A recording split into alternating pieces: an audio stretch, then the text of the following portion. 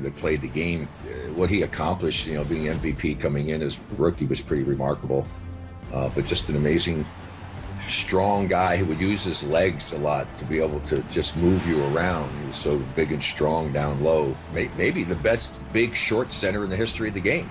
To Wes Unseld, the league's most valuable player in his rookie year. And the bullets have gone to the muscle. Wes Unseld showed up today. Wes was unique.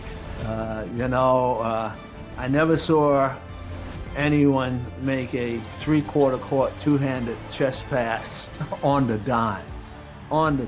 His knowledge of the game, he understood the game, knew the game, and then what he could do with the ball. Just pass it like that. It was awful. Guys would love playing with him.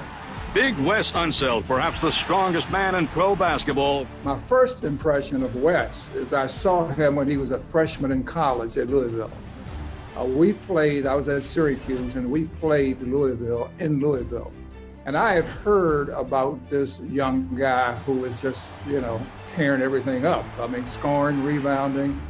So I went to see him in the freshman game, and he had an off night. He had something like 36 points and 25 rebounds.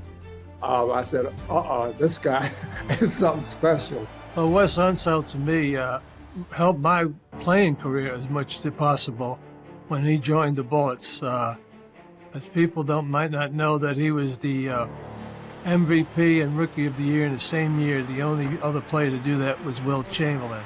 When we got him in the summertime, he was just coming from the Pan Am Games, and we were working out in the gym in Baltimore. He had on his tight sweatsuit from the Pan Am Games, and the story was that he could grab a rebound and take it and turn in the air and hit the opposite basket without coming down to start a fast break. So I'm saying to myself, if that's true, I'm going to have a pretty good career with this guy. Standing 6 feet 7 inches tall, Wes Unseld gives inches away to every center in the league. Hi, I'm Wes Unseld, the world champion Washington Bullets. He is the best outlet passer in basketball today. Wes Unseld. You don't want to run along his picks, believe me. He set some tremendous picks for his teammates, and his ability, he's probably most noted for, he can get a defensive rebound and just toss it over his head, two-hand toss job for an easy basket at the other end of the floor. And he was one of those guys, very humble, very quiet, but played his heart out each and every night. Doug Moe on his feet over the San Antonio. Unbelievable. Henderson! What a play! Sean, Wes Unseld was an undersized center. How was he able to be so successful? Well, he came in, he's only 6'6", 6'7", and all of a sudden, you've got to guard Wilt Chamberlain, Bill Russell, Bob Lanier. But he made up for that with just unique toughness and relentlessness. He crashed the boards hard. He played great defense. He set picks. If you ran into a Wes Unseld pick, you're going to your dentist the next day. And he also had an outlet pass that was just vicious. Grab the rebound, throw the length of the court, and his teammate only had to catch the pass, no dribble, and just lay it up. That's how far the ball traveled. He played with one franchise his entire career, started out in the Baltimore Bullets, then the Washington Bullets, now the Washington Wizards. Just had a great career, led his team to 4 NBA Finals appearances and won 1. Impressive resume when you look at all of his individual accolades, his accomplishments. Clearly a leader, went on to coach and then, of course, into the front office.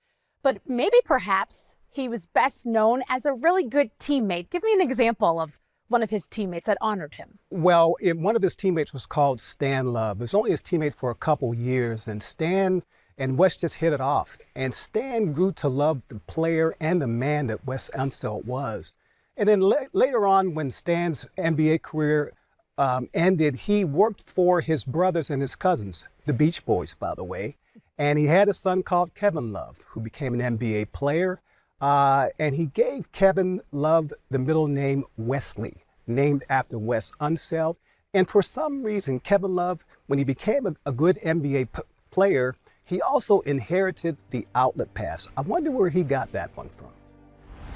A lot of people don't realize, but Wes had really bad knees.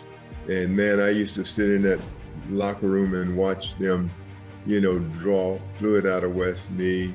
And all of a sudden, Wes go out there, man, and I'm talking about he worked.